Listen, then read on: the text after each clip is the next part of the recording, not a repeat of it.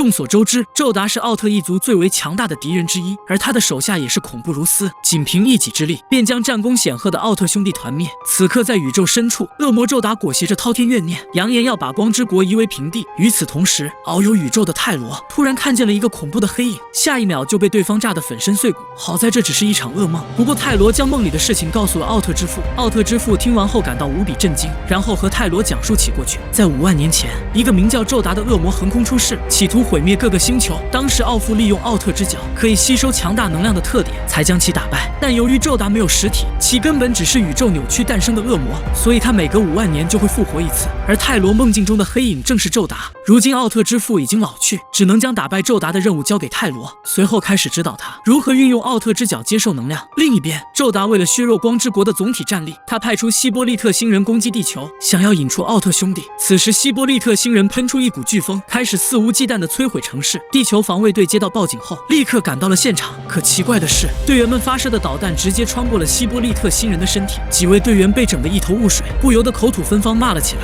就在众人一筹莫展之际，艾斯奥特曼赶到现场，老练的艾斯一眼便识破这是投影，并利用敏锐的嗅觉，很快找到了希波利特星人的本体。然后他释放利剑光线炸掉了玻璃罩，另一边的投影也随之消失。双方大战拉开序幕。艾斯将希波利特星人踹倒后，抱着他的头部不断撞向岩石。感到疼痛的希波利特星人迅速起身，开始发射导弹进行反击，还搬起地上的石块扔了过去。而艾斯抓住机会，反手砸向希波利特星人的脑袋，并使用利剑光线打得他节节败退。就在这时，希波利特星人突然消失了踪影，接着左右两边出现一个玻璃罩，把艾斯关了进去。再次现身的希波利特星人哈哈大笑起来，他嚣张至极，扬言要让艾斯看不到明天的太阳。话音刚落，一滩绿水开始蔓延，艾斯的身体令他无比痛苦。危急时刻，艾斯使用仅存的能量，发出奥特签名请求支援，随后在硝烟中变成了一座铜像。宇宙深处，奥特兄弟看见艾斯发出的奥特签名后，立刻赶到了地球。众奥望着自己的弟弟变成了这副模样，不禁潸然泪下。怎料就在众奥伤心之时，希波利特星人搞起偷袭，直接用玻璃罩困住了佐菲和初代。杰克看见这一幕，准备用奥特手镯施救，不料同样也被关了进去，导致战场上只剩下赛文。经过几个回合的对决，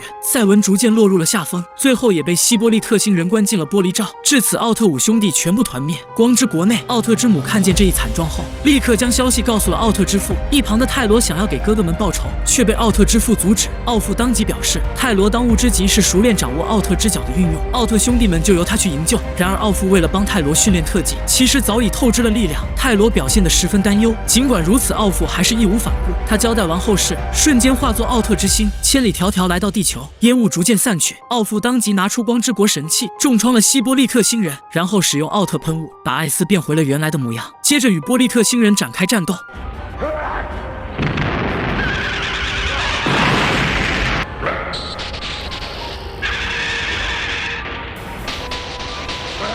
奥特之父本可以轻松战胜希波利特星人，但由于之前帮助泰罗训练耗费了过多能量，导致他胸前的计时器开始闪烁。就在这时，奥特之父将希望寄托在艾斯身上，把剩余的能量全部给了他。好在艾斯复活后没有辜负奥特之父的期望，最后使用梅塔利姆光线成功灭了希波利特星人。战斗结束后，艾斯将体内的能量分给了奥特兄弟，让他们得以重新复活。